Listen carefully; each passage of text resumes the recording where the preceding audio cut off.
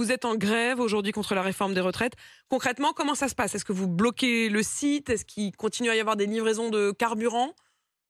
Alors, il n'y a aucun blocage. Il n'y a D'accord. jamais eu aucun blocage, que ce soit sur le mouvement à l'automne dernier ou aujourd'hui. Mmh. On a un exercice tout à fait dans le cadre légal du droit de grève et on a un protocole de grève qui est signé avec notre direction, comme quoi il n'y a aucune sortie de carburant pendant 24 heures, donc aujourd'hui 5 heures du matin jusqu'à demain 5 heures du matin. Donc depuis 5 heures ce matin, il n'y a pas de carburant qui sort de la raffinerie, mais c'est une sorte de blocage volontaire. C'est-à-dire qu'en réalité, vous dites qu'il n'y a pas de blocage au sens où vous n'avez pas mis des cadenas sur les grilles, mais dans les faits, ça revient à peu près au même puisqu'il n'y a pas de camions-citernes qui sortent. Exactement, il n'y a aucune sortie de carburant, que ce soit donc par camion, par wagon ou par pipe.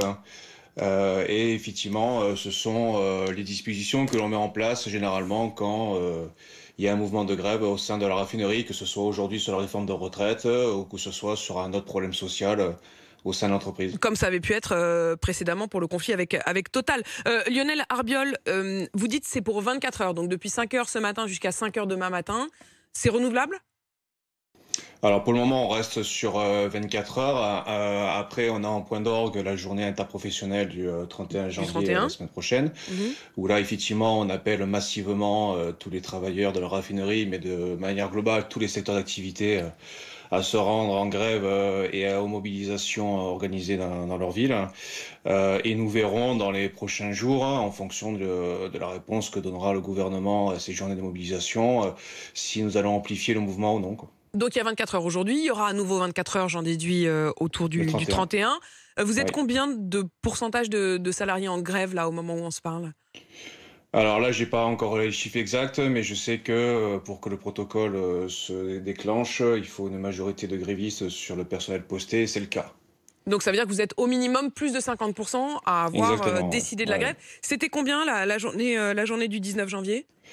On avait 90 à 100% de personnel gréviste sur 24 heures pour le personnel posté et on avait à peu près 10% des effectifs de la raffinerie qui se sont rendus à la manifestation ce jour-là.